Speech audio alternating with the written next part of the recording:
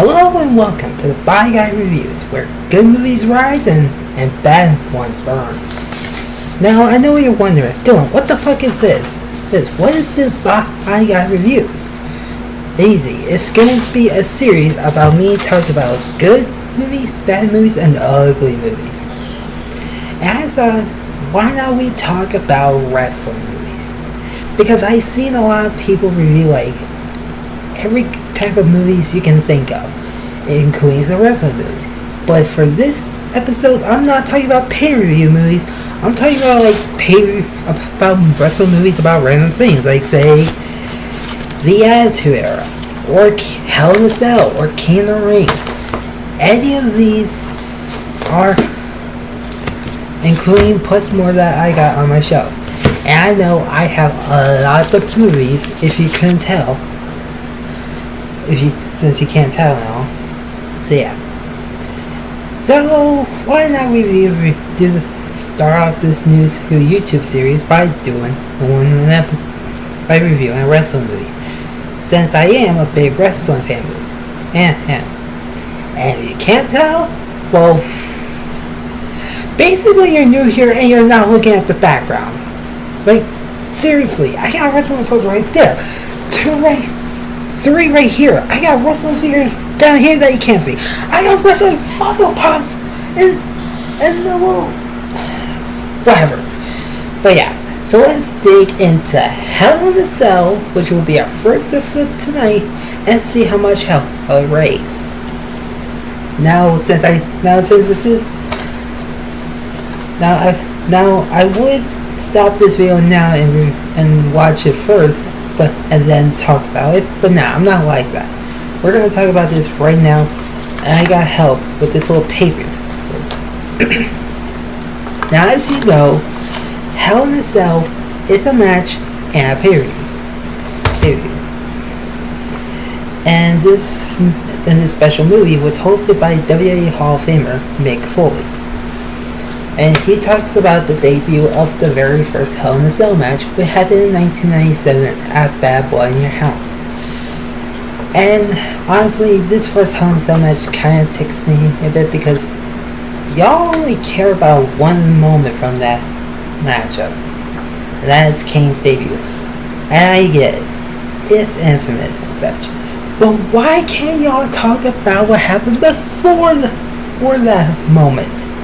Which was Undertaker vs. Shawn Michaels inside Hell in a Cell, which Shawn Michaels won, by the way. And besides, guys, if that match never happened, then we would not have the Montreal Screwjob, if you think about it. Now, since this is the first Hell in a Cell matchup, I'm going to say that the entire matchup was a 8 out of 10, just because of because it was feeling a bit slow. And then there was a segment between Mick Foley about this next match, which is Undertaker and Stone Cold Steve Austin versus Mankind and Kane in a first ever tag team Hell in a Cell match. Now, I know y'all don't I know most of these people don't talk about this matchup, and I think the reason is because, well, no one knows who won. Well, actually, I kind of know, because if you watched it back then the first time and seen this little series called Extra Attitude, where it shows shows what happened when the show goes off the air, and ended with Austin and The Undertaker winning and such. Yeah. And then the next matchup is everyone's favorite, that happened 2 days after my birthday, even though this happened in 1998 and I wasn't even born yet. Undertaker versus Mankind at King of the Ring. And I know to all the new wrestling fans are wondering, what do I mean by the most infamous thing involved? I mean that the infamous moment where Mankind, aka Mick Foley, flew off the cell because of The Undertaker. And yeah, this matchup, 10 out of 10, 4 out of 10 out of 10. Nothing's gonna change, and y'all can't change my in my either. Yeah. And then in the next matchup, up after that one, 2 months later, has Mankind again, and this time he was facing Kane. And like the dumbass he was being, he wanted to go back on top of the cell again just to fall right out because he's a nutcase. Now, this matchup ain't bad, even though it ended with Stone Cold Steve Austin coming after Kane. Yeah, there's a fan right there. And also, sorry about the background noise, but trust me, I know it's annoying. But yeah, the matchup was good. So I'll probably give it a 7 out of 10, I guess. Maybe 5. Oh, and as for the tag team one, I guess I'll give it a 4 out of 10. And now the next stuff was Triple H versus Cactus Jack inside Hell in a Cell for the WWE title on the line, including Mick Foley's career on the line. And then we went into it. Now this matchup, I got mixed bits of it. Like, I didn't like how Cactus Jack didn't win the match and lost. Besides, he had more in him. He could have tried with it on as a wrestler and such. But yeah, anyways, yeah. So I guess I'll give it 9 out of 10. I guess. Yeah. Then comes in the first and only 6-man and Hell in a Cell match for the WWE title. This one was a mess in a good way, which has Kurt Angle, Rikishi, The Rock, The Undertaker, Triple H, and Stone Cold Steve Austin. Kurt Angle, Rikishi, The Rock, The Undertaker, Triple H, and Stone Cold Steve Austin. I didn't mean Kane, so don't worry. And yeah, this was a big mess in a good way because everyone fought everywhere. In the ring, on stage, on top of the cell, just everywhere. And I remember it was even that time where Mr. McMahon tried to literally take this cell down, but failed miserably because of Mick Foley, or Commissioner Mick Foley at the time. But yeah, that's the end of this one. All in all, this one was pretty good. But yeah. Now up to this 2, which is Chris Jericho versus Triple H at Judgment Day inside Hell in a Cell. Now I should warn you, ladies and gentlemen, that this may get pretty a bit annoying when you realize that they're going to talk about, that Triple H might talk about how ending Mick Foley's career here, which he mentioned in his promo packaging between that matchup. And that matchup is actually has some 2 infamous things. One being referee Tim White's last match ever until that suicide prom situation he was doing, which was dark if you think about it, but then he turned stupid and comedic, which is stupid. I'm glad they don't do it anymore. Okay, sorry. Okay. And also, it was the first and only time where someone pinned their opponent on top of the cell, even though it wasn't a false count anywhere. But then again, if you remember in 2017, Shane McMahon and Kevin Owens had a false count anywhere Hell in a Cell match, so why the fuck should we be bothered by it? Okay, next up is No Mercy between Undertaker and Brock Lesnar for the WWE title inside Hell in a Cell. The rivalry was great, to be honest. It was good, but there was one nitpick moment that I didn't like. And mind you, this is my opinion, even though some people can be alright with it in a moment. And that's how Brock Lesnar used some random girl to say, hey, oh, Sarah, and by Sarah I mean Undertaker's wife, ex, nowadays, but used to be wife. But cheating on him inside, but it was stupid. It was just fucking stupid. Brock Lesnar won, by the way. By the way, wait, the 6-minute Hell in a Cell match, I'll give it a 10 out of 10. Triple H vs. Chris Jericho, I guess 8 out of 10.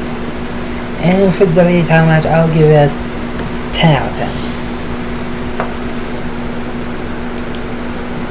Then comes in another Hell in a Cell match for the World Heavyweight title between Kevin Nash and Triple H, with Mick Foley as a special guest referee.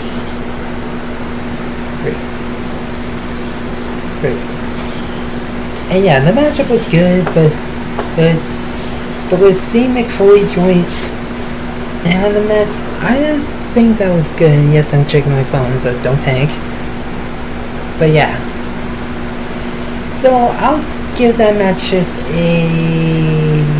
maybe 6 out of 10, I guess. It could have been a little more better, but yeah. Then comes in Shawn Michaels with a Triple H at Bad Blood 2004 inside Hell in a Cell.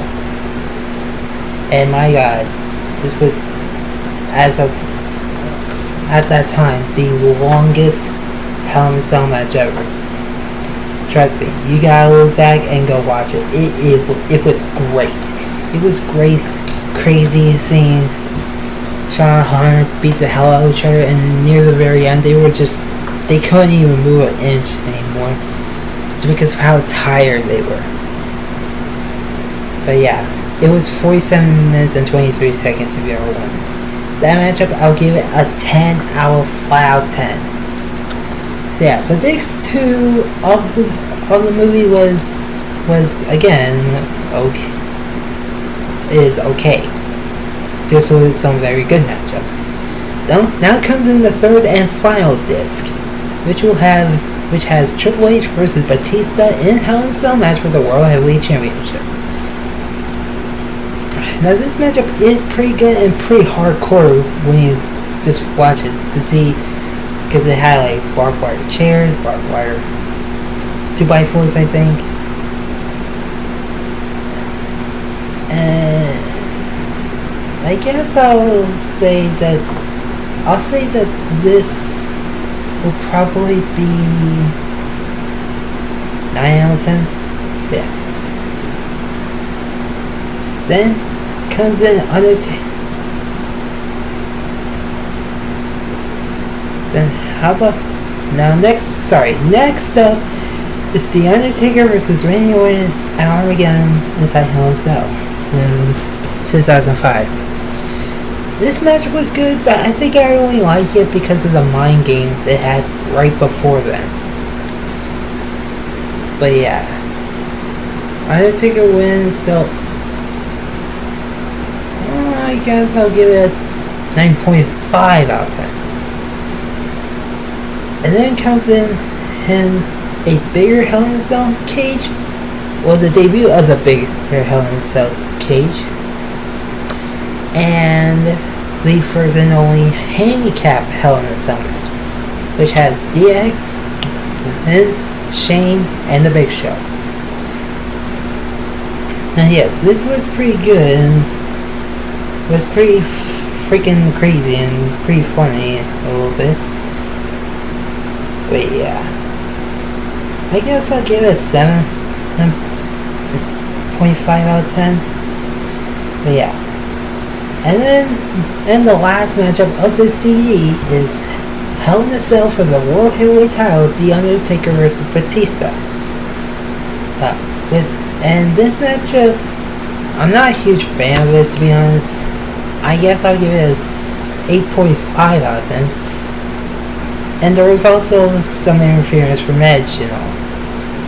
So yeah.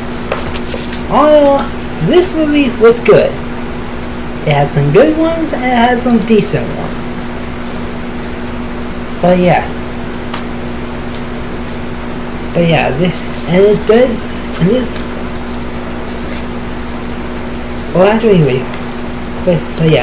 movie was good. I'm trying to find the words, sorry, but there is one more thing I forgot to talk about, which is the cover. The cover is great. It has some pictures of like random people. Yet the only problem is that I don't know if y'all can tell, is with Batista right here. Doesn't he look like digital in this cover?